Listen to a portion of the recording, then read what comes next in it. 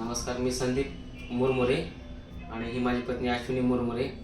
आमच्या लग्नाला 7-8 वर्ष झाले होते.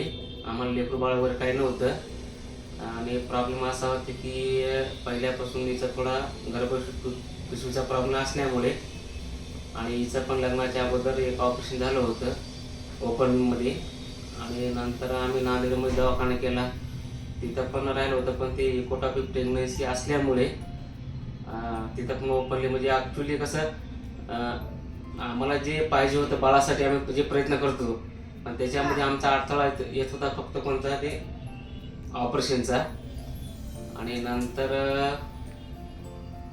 म्हणजे माझ्या ते गर्भपिशवी लहान असल्यामुळं गर्भच राहत नव्हते. खूप ठिकाणी आम्ही ट्रीटमेंट घेतली होती, पण रिझल्ट काही आला खर्च पण भरपूर केला होता. रिझल्ट आला नसल्यामुळे आम्ही नांदेडच्या इंदिरा IVF सेंटरला गेल्या. तिथं मॅडमशी भेटल्या. मॅडमने आम्हाला काही मार्गदर्शन दिलं.